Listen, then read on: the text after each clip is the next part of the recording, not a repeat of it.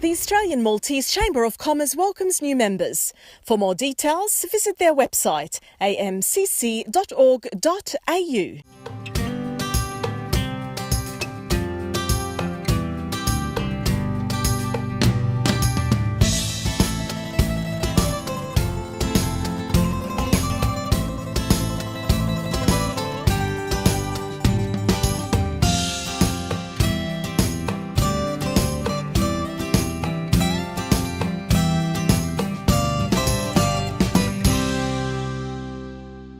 Ġimgħa jiena Marlene Scicluna insellmilkom u nilqakom fil-programm Maltese Down Under, magażin kulturali bi produzzjoni mill-belt ta' Melbourne. Il-programm illum huwa mżewwaq b'intervisti kemm minn Melbourne kif ukoll minn Sydney. Fi New South Wales ser niltaqgħu mal-mużiċista Andy Busuttil u mal-awtriċi Lana Penrose. Fil-waqt li f'Melbourne ser naslu wasla sal-klassi tal-Malti għall-adulti f'Sydenham u nitkellmu mal-għalliema Emma Navarro.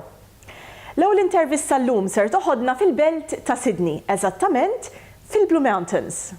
Our guest today is Andy Busuttil, who is the founder and frontman of Scorba. So thank you so much, Andy, for welcoming us in your studios, Blue Mountains Sound Studios. It's a real pleasure, Marlene. Always a delight to be with you and to talk to you about Malta and about anything to do with Malta. With Malta, that's right. Now, I mentioned the band Scorba, and Scorba is well known for the first album, The Temples. Tell us more about that project.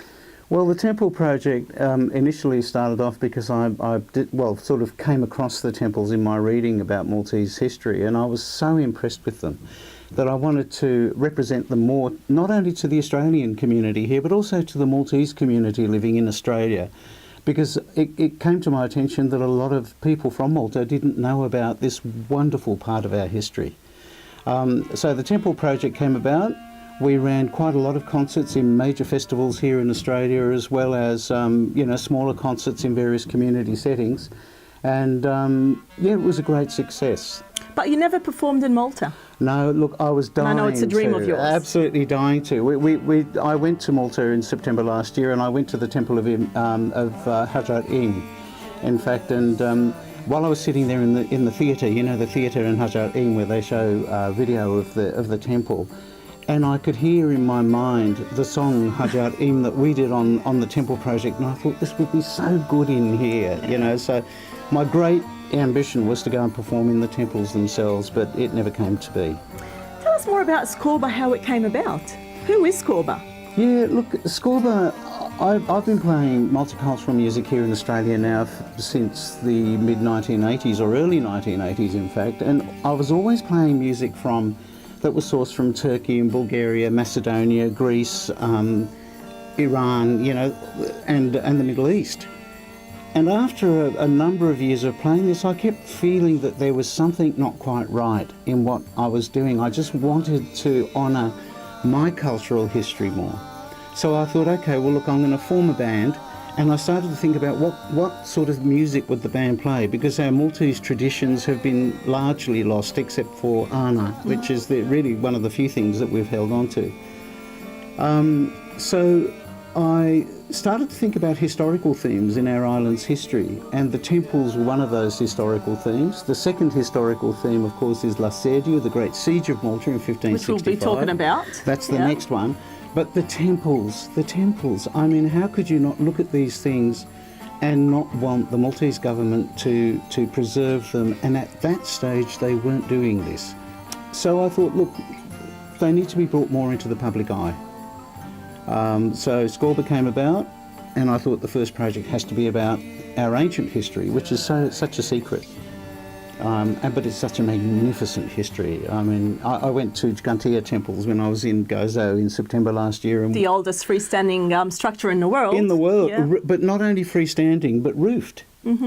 The temples were roofed using a process of stone corbelling, which was the overlapping of stones towards the centre. And they are the oldest known structures in the world that had this process of roofing. Yeah. And standing in Gantia, you could, oh my God, it was a hot, quiet day, and standing in one of those semicircular apses, you could feel this sense of wow, Now, you mentioned before quite a few countries where you have played their music. In fact, your background is very ethnic when it comes to music, and you also collaborate with other musicians in other bands. Tell us more about that. Wow. Essentially, through being involved in the festivals here in Australia, I made a lot of connections with a lot of people, and also, you tend to form alliances with people as you go along. I've performed in a multitude of bands since I've been playing music. At the moment I've got 5. There's a number of them that I'm very proud of. Scorba, ultimately proud of. That's your baby. Yep. A second band called Asylum, which is to raise awareness of asylum seekers. But the third band, which I'm very proud of, consists of myself. I'm Catholic by birth, of course. My friend Yimit Jehan in Toulouse, France, who's Muslim by birth. And my other friend Itay Shaked, who's Jewish and living in Tel Aviv. And so we're recording our 3rd album at the moment over the internet. We've never played together as a band, as a trio. 2 of us have met on separate occasions. But we produced actually our 3rd CD. It's just in the process of being mixed and mastered now. So that's one I'm very proud of as well. So before we mention the project that you are currently working on, The Siege, tell us more about that, and when do you think you'll be launching that project? Look, the Siege is a magnificent story. It's a story that reflects our current moment in history as well. It's ultimately a battle between Islam and Christianity, and particularly Islam and Catholicism. The story of the Siege, as we tell it in our concert, is about 2 young boys who were growing up together on the coastline. One of them is stolen into slavery by the Corsairs because they were constantly raiding the islands of Malta. One of them is stolen into slavery, taken to the court of Suleiman, where he's raised as a janissary. The janissaries were the cream of the military Turkish crop. He comes back to Malta with the invading army, and he and his boyhood friend die in each other's arms in the final battle, and their mothers find them. Oh, wow. So that's the end of the story. And the last song is called The Aftermath, but the song before that is called Hlomt Bir, which is the mother holding the son in her arms when she finds him on the battlefield singing I Dreamt About Him. Oh. So it's about looking at conflict as not as being we won and we kicked their butt. It's about the stupidity of it, the waste of it. So you mentioned the song Hlomt Bir. So does this mean that the whole project is in Maltese? All the songs are in Maltese, or is there a combination of Maltese and English? That's a great question. There's a combination of songs in Maltese, English and Turkish. Oh, wow. So I've had some help from a friend of mine, Yimit Jehan, on Turkish words, and I also depended on Maria Di Carlo a lot she used to teach at the Maltese Language School.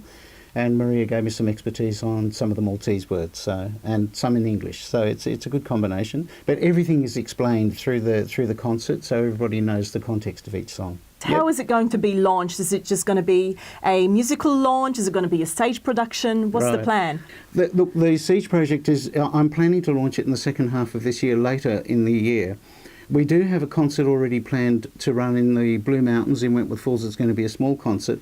But before I go anywhere with it, I want to launch it with some special Maltese guests in Sydney. That's going to include a lot of the people who've been terrific supports for Scorba. Any plans of coming down to Melbourne or going around the country or going to Malta? Yeah, well, absolutely all of those things. I'd love to get to Malta. Around Australia, it's much more manageable. We can organise things here, but getting to Malta to perform is a lot harder. But we'll be depending a lot on the support of the of somebody we can find in Malta to help us do it.